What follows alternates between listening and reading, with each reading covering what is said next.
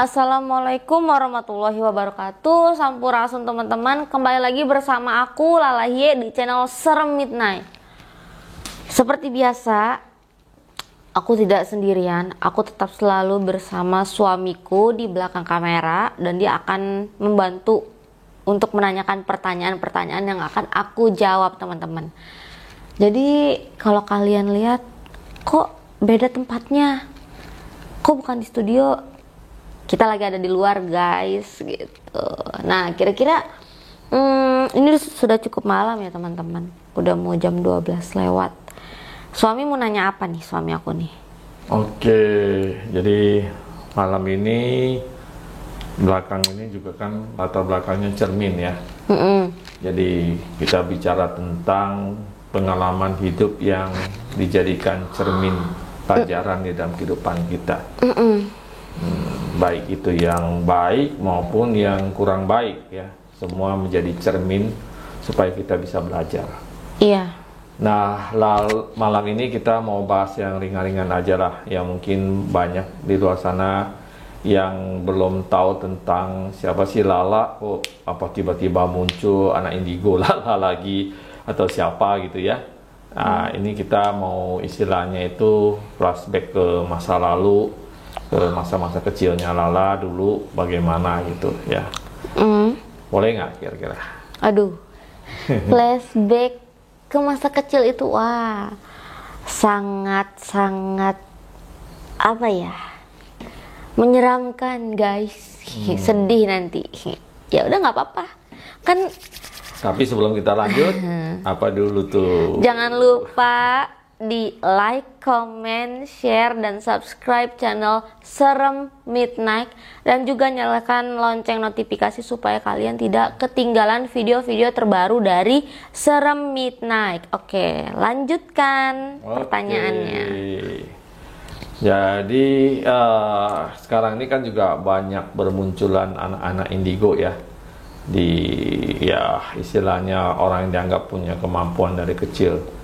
Nah, Lala sendiri itu sebenarnya tahu tentang punya kemampuan itu di umur berapa? Maksudnya di umur berapa tahu bahwa bisa punya kemampuan untuk melihat hal-hal gaib? Di umur berapa bisa tahu?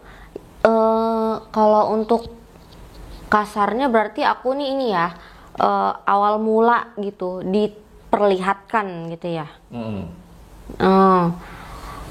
Itu 4 tahun, umur 4 tahun. Umur 4 tahun. Terus waktu itu ngelihatnya apa itu yang pertama kali dilihat? Kucing hitam di atas lemari. Aku lagi tidur.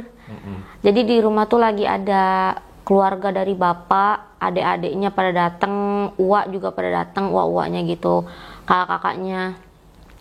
Di situ seperti biasa, ada adiknya bapak ya, aku sebutin namanya Om Iwan, Om Agus, Om Usup itu. Nah itu pas di atas, aku memang udah bobonya di atas. Di atas itu kan memang tempat aku sama abang aku. Seperti cerita yang di video sebelumnya gitu. Jadi dari umur segitu udah tidur di atas ya? Udah. Jadi mama biasa buat kayak ngelonin dulu gitu di atas, kan aku ditemenin juga sama A. Nah ya, itu kayak yang Lala cerita di apa tuh kuntilanak itu ya. Nah itu di situ aku posisi kepalanya ngadep ke arah selatan. Nah terus di samping kiri itu udah tembok. Nah sebelah kanan itu kayak ruangan pintu keluar kamar, dan ada lemari, ada meja, ada TV di situ tuh. Nah terus udah tiba-tiba kayak kita yang ngucek-ngucek mata gitu, lagi mau ngadep kanan, ngadep kiri, tidur, ngelihat di atas lemari ada kucing lagi kayak gini, ngejilat-jilatin. Iya kayak yang abis makan enak gitulah, kayak abis makan tulang-tulang. Kucingnya tapi warna hitam. Pas aku mau ngadep ke kanan, ngadep ke arah lemari, aku ngeliat, aku bilang gini, ih ada empus. Itu kucingnya kaget, dia langsung kayak bangun, lompat, dan dia ngelompatin aku nembus ke tembok, hilang. Nah dari situ aku ada jeda, ada jeda mungkin 0, berapa detik atau 1 detik ya. Kayak tiba-tiba kayak gitu. Kaget gitu ya. Kaget tapi nggak bisa gerak gitu. Tertegun. Dan apa ya, kayak orang berhenti napas tiba-tiba, jadi kayak deg-deg. Kan biasa kalau kita lagi bengong atau apa ya, itu pasti ngerasa dong jantung kayak deg-deg kayak gitu. Itu enggak, jadi kayak aku tahu aku kayak keras badannya, kayak jadi batu tiba-tiba. Itu nggak keluar napas, mau teriak nggak bisa, tapi cuman mata doang ngeliat gitu, pelotot-pelotot gitu. Nah, dari situ nggak lama, pas udah bisa gerak, langsung keringet dingin badan aku, ngucur, keringetnya tuh ngucur gitu. Aku bangun, aku duduk sampai aku mikir, itu siapa ya tadi, kucing kok gede banget. Akhirnya pelan-pelan turun ke bawah.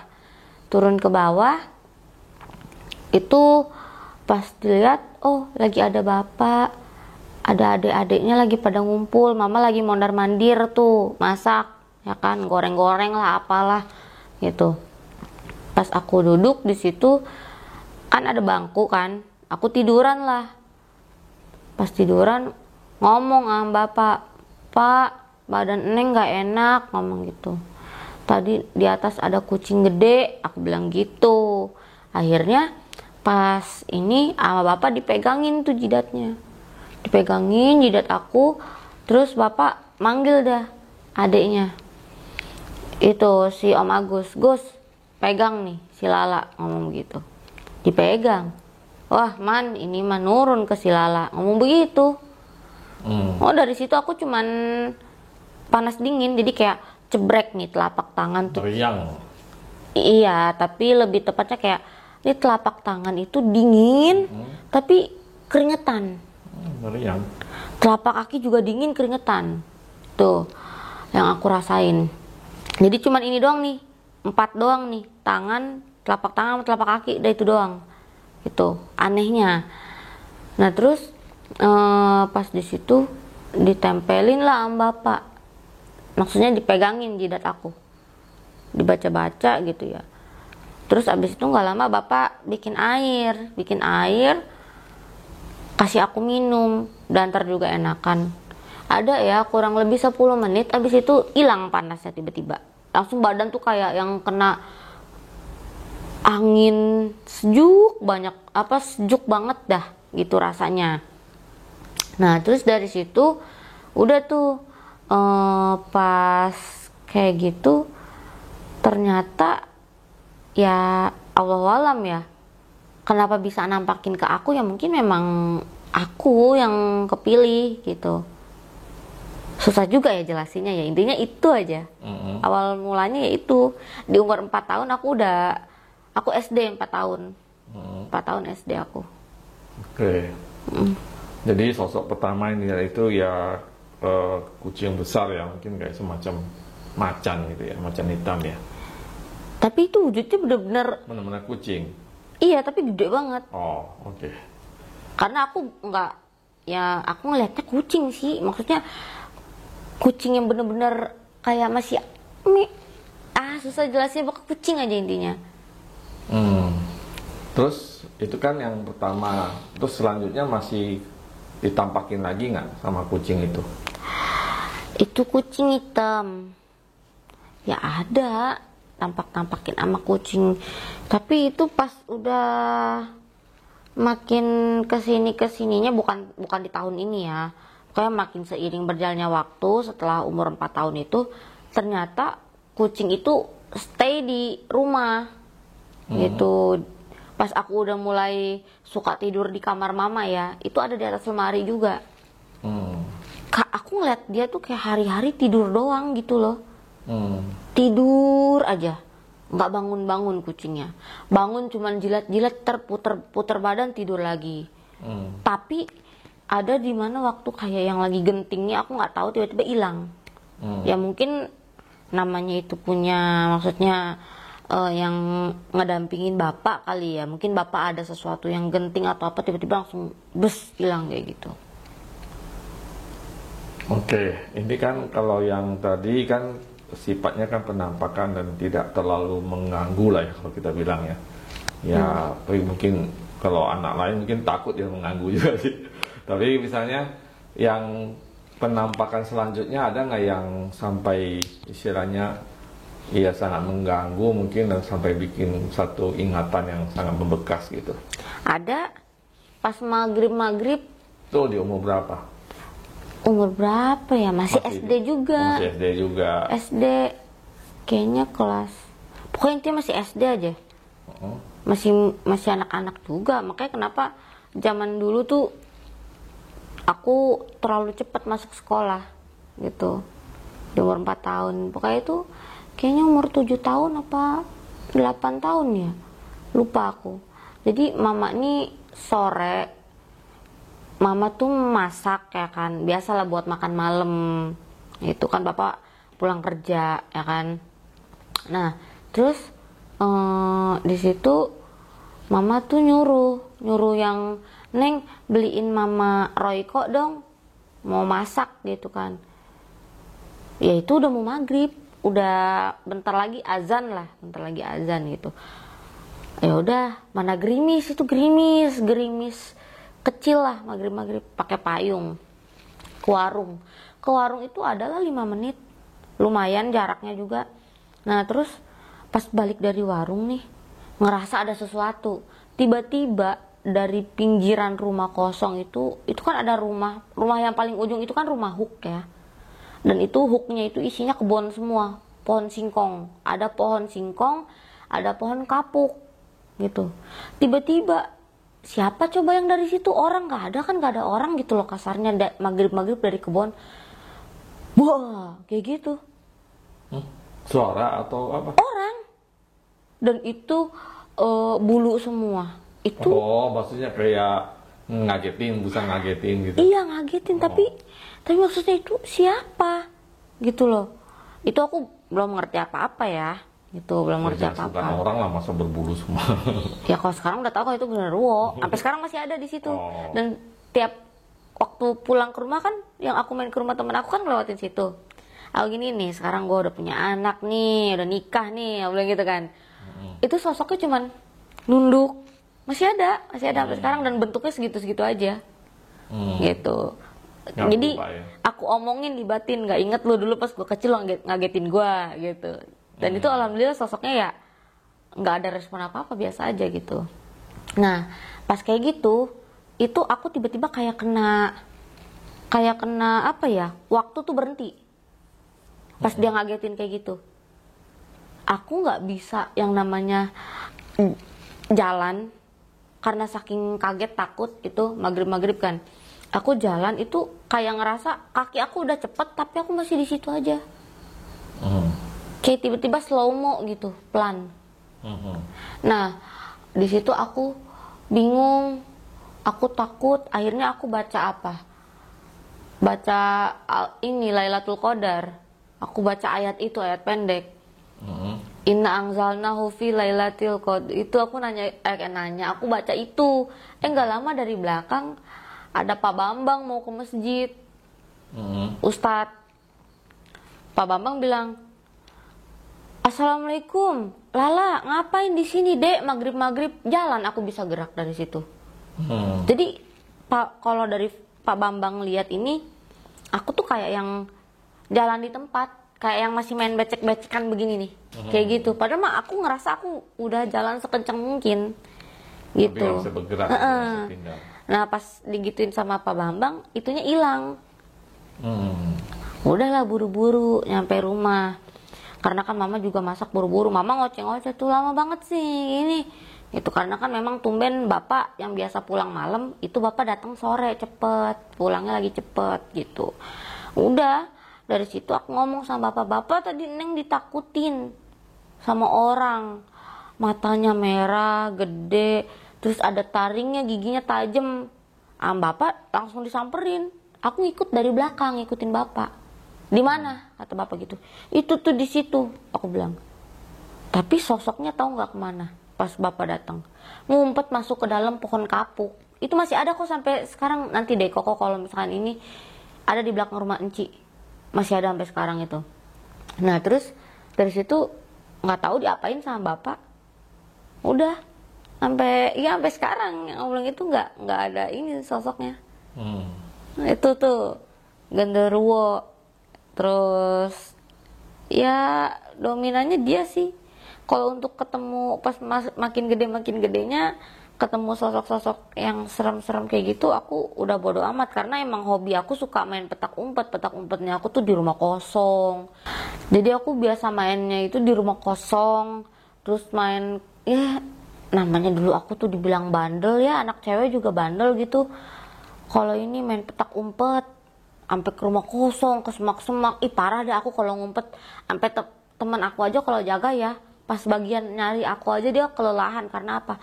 Aku orangnya nekat, kalau sekalinya ngumpet di tempat yang ekstrim, yang serem pun aku ladenin.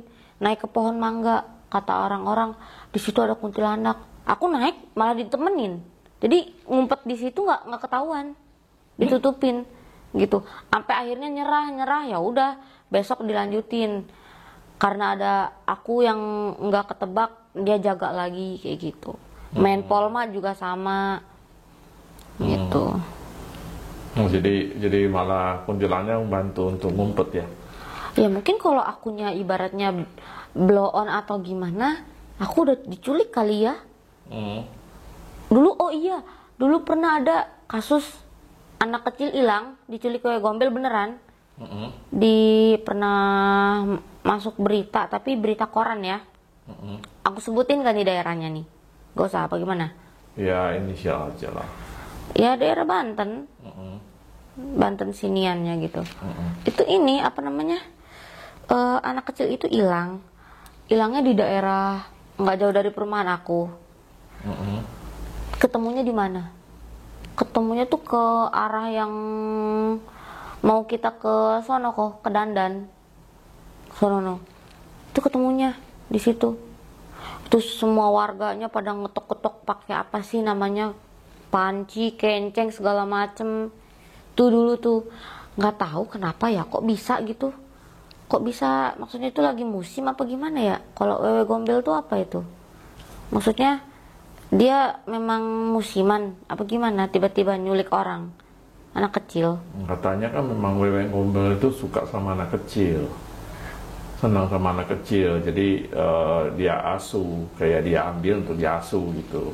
Ada berapa kali tuh kejadian sampai mama tuh bilang, awas ya, hati-hati kamu, nanti hilang diculik gitu. Itu ada 2 kali atau 3 kali tuh kejadian kayak gitu ya. Yang kedua kalau nggak salah itu pulang-pulang dia kayak lupa ingatan anaknya, pucet, ditanya dikasih makan apa, kata dikasih makan enak, kasih mie apa, itu ternyata bukan mie, katanya ulet, dia makanin ulet gitu. Terus jadi dari kecil udah istilahnya punya kemampuan seperti itu. Kalau orang tua udah pasti tahu lah ya kan. Itu bagaimana dengan di sekolah gitu, anak-anak sekolah, anak-anak teman-teman di sekolah, itu mereka tahu nggak Lala juga bisa lihat kayak gitu atau gimana? Ada yang tahu, ada yang enggak. Dan itu banyakan sih mereka pada si Lala aneh kayak gitu. Lihat tuh dia ngomong sendiri, padahal aku lagi ngobrol sama si kakak gitu loh, sama hantu. Terus bukan kakak yang kuntilanak kemarin itu kan? Ada dia juga, ada Kunti yang di sana juga. Pokoknya kenapa ya aku dimunculinya sama sosok-sosok yang seperti kakak gitu loh, kuntilanak itu. Terus ada juga kok yang anak kecil, tuyul. Tapi tuyul itu bukan anak kecil ya. Dia memang perawakannya aja badannya kecil, tapi mukanya tua. Jin kalau kata aku mah. Nah, terus di situ beberapa temen sampai yang kayak nggak ada, dibilang nggak punya temen sih ya, aku bodo amat orangnya, cuek. Malah banyak yang mau jadi temen aku ya yang gaibnya gitu. Sampai aku dikeroyok sama 16 orang. Pas di saat dia ngeroyok aku takbir 3 kali, tiba-tiba aku beda tempat. Yang dikeroyok malah orang lain, orang dari kampung sebelah. Sampai diginiin, dipisahin ya, woi udah woi, itu bukan si Lala, katanya gitu. Sampai lehernya tuh orang ketusuk jarum pentul karena kan pakai jilbab ya. Oh, gitu. Tarik-tarik gitu ya. Iya. Aneh ya, itu aneh itu kejadian. Itu pas SMP. Bayangin 16 orang. Itu kejadian pas aku ngambil SKHUN aku. Sampai sekarang masih ada SKUN-nya, itu kotor diinjek-injek. Kotor diinjek-injek sepatu. Terus dari situ kan kejadian namanya anak sekolah rame ya kan, terus kejadiannya juga di warung. Mungkin si ibu-ibu yang punya warungnya juga ngomong ke guru atau apa. Nyampe lah ke guru BK, dipanggil semua. Gitu. Itu kenapa mereka sampai ngeroyok kamu, itu kenapa rasanya? Katanya sih ya aku juga bingung ya, katanya iri. Perkara nilai agama pas itu begitu kelulusan itu kan ada tes agama waktu SMP ya kan. Kita tuh dulu di tes sholat subuh, doa kunut. Nah, ya alhamdulillah itu aku hafal. Sedangkan yang lain, ya aku mana tahu ya. Kalau ibaratnya mereka walaupun ini bacaan sholatnya balelol gitu, kayak yang hafal enggak. Ya kalau aku mah memang udah diajarin mama, doa kayak gitu tuh harus ini dari kecil udah diterapin kayak begitu. Cuma perkara itu doang, nilai agama aku. Jadi mereka marah kan pas kita baca doa kunut nih, ternyata disuruhnya satu-satu dipanggil namanya. Lala maju satu. Mereka tuh maunya karena nama aku huruf L di tengah-tengah, ini yang gerombolan ke bawahnya tuh LM tuh sampai Y ya kalau nggak salah tuh, yang perempuannya gitu. Ya mereka kepengennya tuh pikiran mereka bareng-bareng. Jadi ibaratnya kalau misalkan dia bacaannya salah atau apa, yang paling kenceng kan aku ngomongnya. Gitu. Itu perkara itu dong sepele. Nah tapi ya mungkin dari situ ada ini ya, mereka yang nontonin aku di YouTube, aku bisa seperti ini sampai aku tayang di Trans 7, di Ganjil Misteri ya kan, ya di beberapa channel lah gitu. Itu ada beberapa yang minta maaf sama aku, sampai bener-bener dia minta maaf. Kemudian lah ya, udah besar ya. Iya pas tahun-tahun gak lama lah, pas aku udah mulai ini di sosmed begini gitu. Pada minta maaf, aku bilang ya nggak usah minta maaf, nggak apa-apa kok, aku bilang gitu, nggak masalah. Tapi tetap aku nggak bakal bisa lupa sama kejadian itu, aku bilang gitu. Terus ya udah, dan mereka menyadari akan hal aneh itu, yang tiba-tiba lagi dikeroyok kok bisa pindah tempat kayak gitu.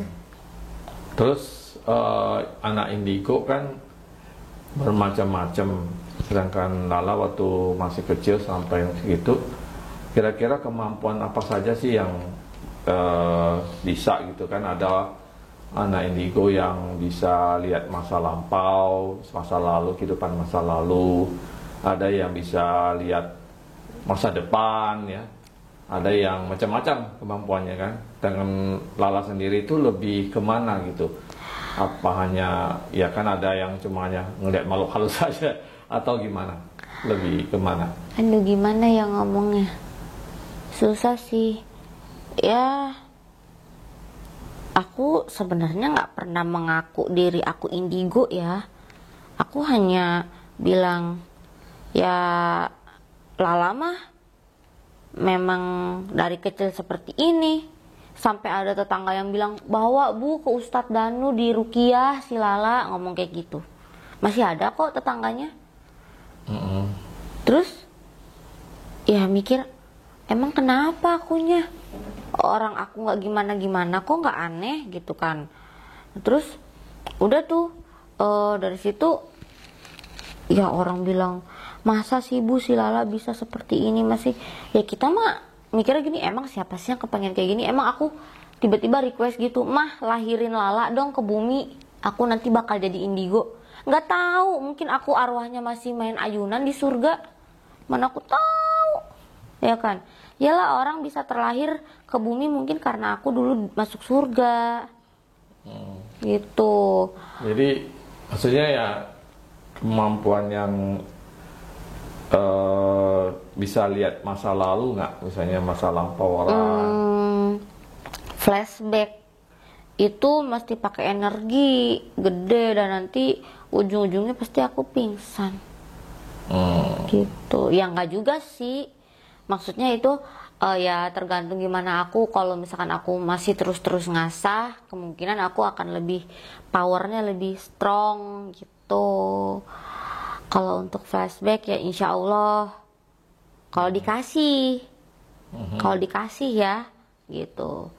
Karena kan flashback itu nggak mudah. Jatuhnya kita astral dan kita ketarik di masa-masa lampau, dan itu yang aku takutnya nih kita punya sedulur papat 5 pancarnya itu nanti nggak balik. Nanti yang ada, walaupun kita ada di sini nih kehidupan sekarang, contoh aku lagi ngobrol sama Koko, tapi aku ngerasa aku kok kayak ada hidup di zaman purba, aku banyak dinosaurus ya gitu. Ternyata itu aku di sono gitu.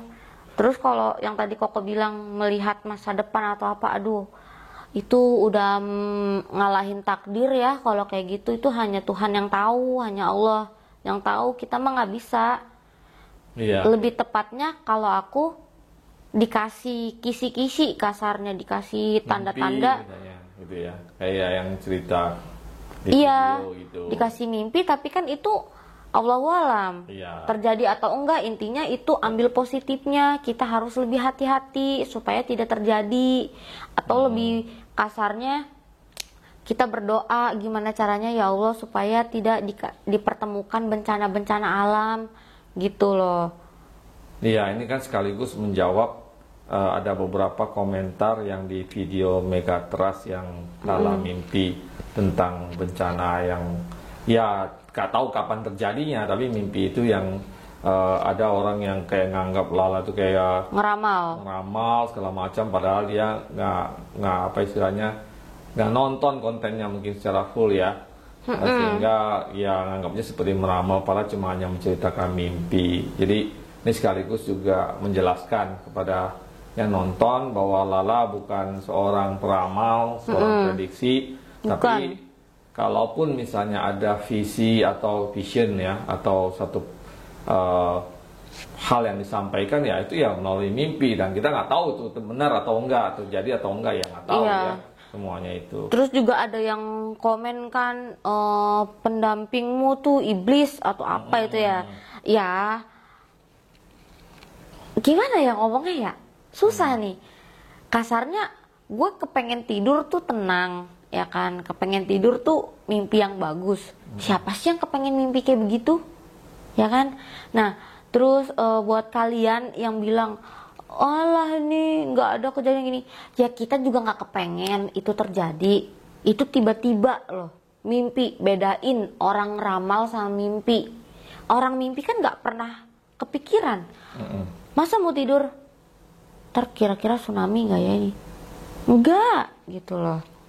Itu hanya mimpi. Jadi buat kalian yang nonton tolong simak baik-baik. Oke, mungkin malam ini cukup segitu dulu ya, cerita masa kecil dan beberapa pengalaman ya. Iya, lebih tepatnya masa kecilnya sih nggak seberapa. Terus tiba-tiba kepikiran aja sama yang tadi ya. Jadi ngebahas juga lah yang orang komen itu ya. Jadi untuk lebih tepatnya menjelaskan. Jadi buat kalian ya itu simak baik-baik, dengar dulu penjelasannya. Jangan ngebaca judul gitu loh. Kebanyakan orang baca judul, heran gue. Udah gitu aja kali ya cerita malam ini. Udah malam juga, udah mau jam 1. Iya, nanti kita lanjutkan lagi di part 2 beberapa pengalaman masa kecil dari Lala ya.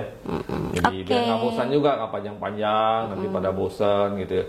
Tapi sekali lagi sebelum kita closing, ya buat semua yang nonton video sebaiknya ya nonton secara utuh lah ya. Itu jangan setengah-setengah gitu sehingga salah paham. Iya, jadi jangan menilai orang tuh dari covernya gitu. Terus intinya simak baik-baik, ambil hikmahnya aja lah.